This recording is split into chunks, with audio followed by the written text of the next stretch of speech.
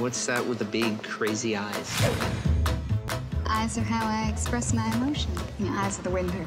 So. À San Francisco, dans les années 60, Walter, un peintre du dimanche, séduit Margaret, une véritable artiste peintre en perdition. Walter, baratineur charmeur, décèle le potentiel des toiles d'enfants vagabonds aux grands yeux de Margaret et trouve un stratagème malicieux pour assurer la fortune du couple. Ce beau parleur s'accapare en fait l'œuvre de sa femme.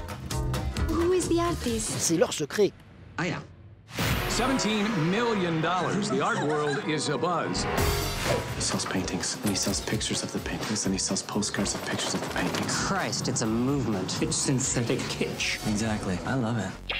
You're like Warhol. Warhol's like me.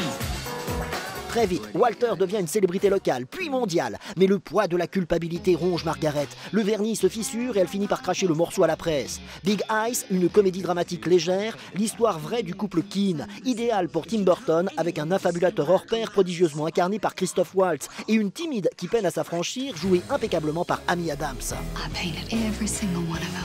Every big eye. Me. Big Eyes, un tableau magnifique de Tim Burton. À l'opposé, on a l'art de la fugue, une partition moisie.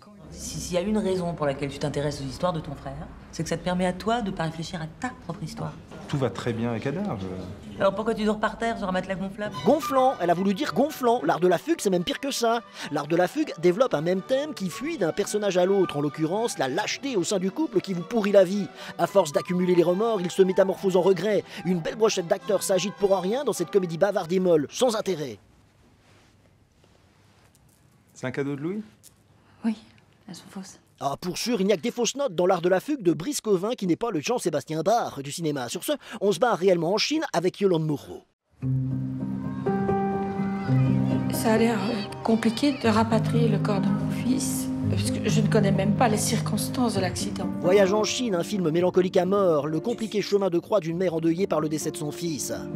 Mais, madame, Le plus simple pour régler les paperasses, c'est de se rendre sur place, mais c'est là que la galère commence, rapport à la barrière de la langue. Voyage en Chine, le long périple d'une maman bouffée par les regrets. Christophe, mon chéri, voilà, je suis en Chine et j'arrive trop tard. Porté par une bouleversante Yolande Moreau, Voyage en Chine, la découverte d'une culture étrangère et d'un fils qui a coupé les ponts avec sa famille, devenu lui aussi un étranger. C'est pas très gai. Il faisait une petite fête en ton honneur, et puis j'ai rencontré Danzier. Elle est très belle. Allez, c'est tout pour cette semaine, et n'oubliez pas d'écarquiller bien grand les yeux devant Big Eyes au cinéma. This is what it's come to, huh?